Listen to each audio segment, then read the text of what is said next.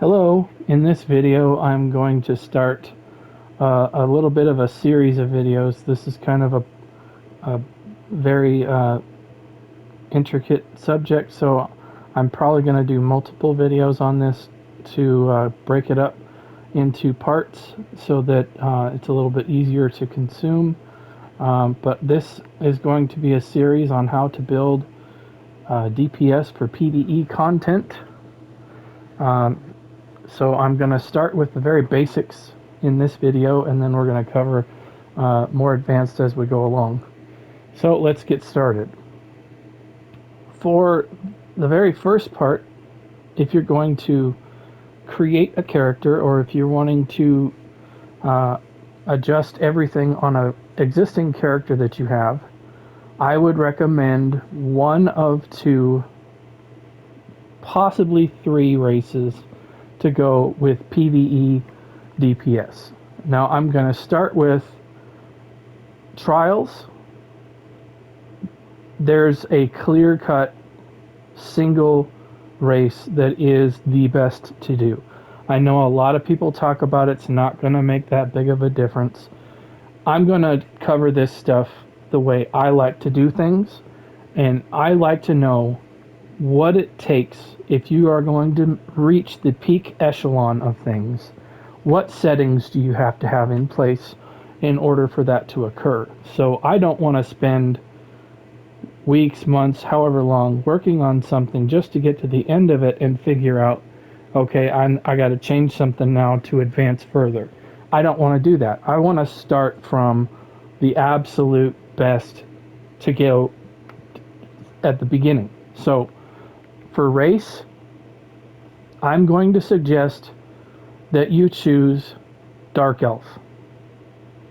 And the reason why is because Dark Elf gives you the most versatility in either doing a Magicka build or a Stamina build because of the dynamic passive right here.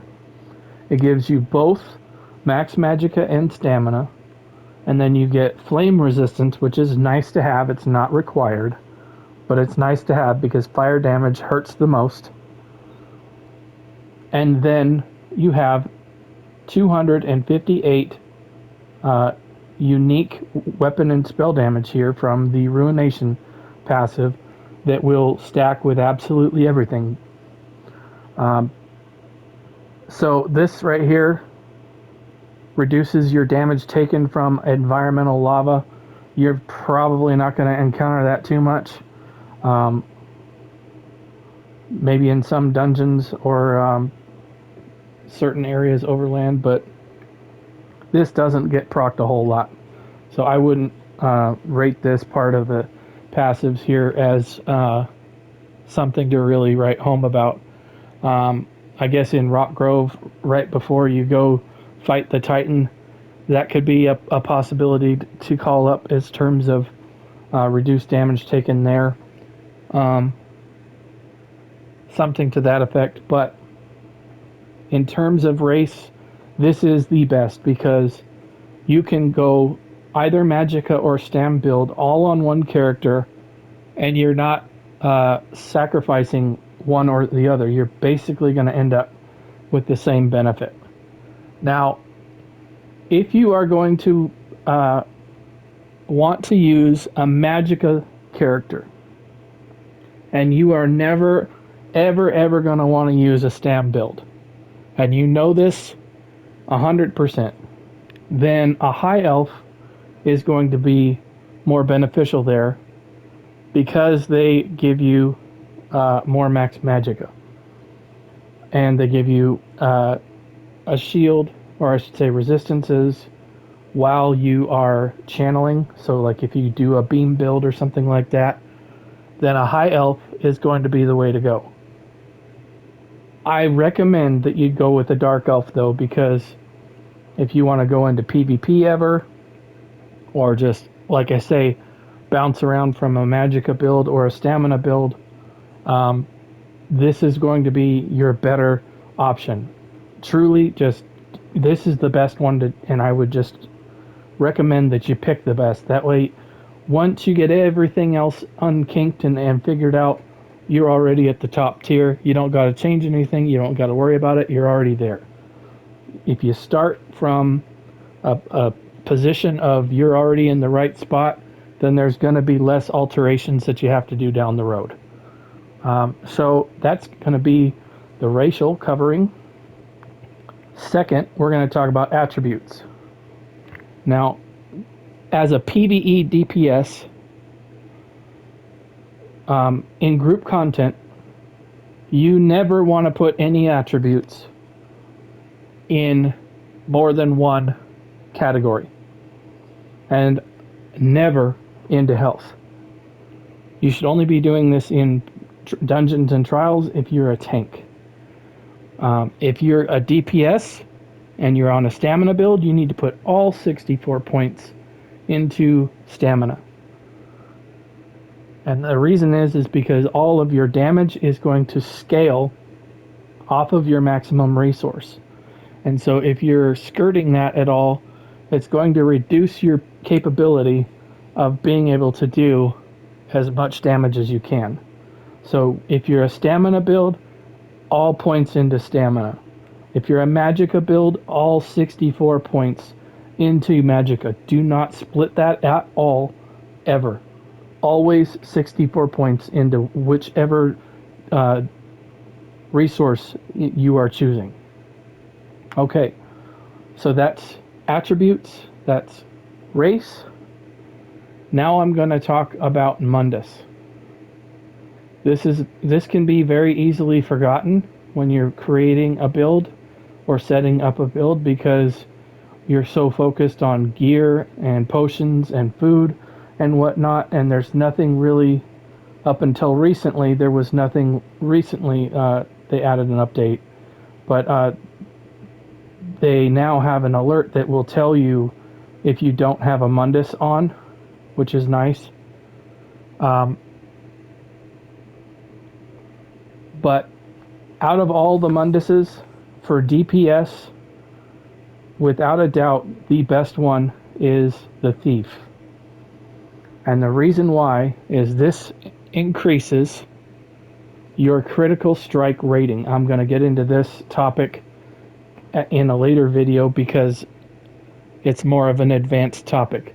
However, this is very important because this controls how often you do critical damage. So if you have 7 pieces of gold Divine's gear, then that's going to give you roughly 9% more chance to critically strike. So that is going to be the most powerful in almost every build. Now, if you're on a build that has high crit chance, then you may swap to something different, such as the Warrior, which gives weapon damage. That's probably the next biggest thing. If you're on a Magicka build, the equivalent to that would be the Apprentice for spell damage. In other scenarios, like if you're in a solo situation, you may need the Lover for penetration or the Lady for resistances. It just depends on what you're doing. But for group content, for trials and dungeons, every single time on your build, you should start using the Thief. And that is true for, I would say, probably 99% builds. This is the most powerful Mundus that you can get. And the reason why is because there's only one buff in the entire game that can come from somebody else that provides critical chance. And that is minor savagery or prophecy. So you have to have a character that's running dark magic for the prophecy buff, or the very common now that everybody's on the assassin kick with subclassing, the assassin skill line provides your group with minor savagery whenever you do critical damage while you have an assassination skill slotted. and that is right down here in the hemorrhage passive. And what this is that if they crit once every 20 seconds, the entire group will get minor savagery, which increases group critical chance by 6%. So that's why the Thief is so strong, is because that statistic cannot be buffed outside of the minor savagery buff. You can get weapon damage from your healer, from Major Courage. You can get more weapon damage from Powerful Assault or Pearlescent Ward or Spalder of Ruin. You can even get critical damage from Lucent Echoes or something like that. But you cannot get critical chance from anywhere other than the minor savagery buff, so or minor prophecy. So if those things are the only thing that's going to happen, 6% is nice, but it's not a lot. And if you're not buffing yourself with critical chance, then you're not going to be hitting as high of damage numbers as you can. Okay, so that's the Mundus, that's the attributes, and that is the race. So I'm going to end this video on that note, and I will continue it in another video with some other topics regarding DPS. If you like this video, keep an eye out for part 2. I'll be making some more videos in this series. Thank you for watching. I appreciate all the views, the comments, and everything.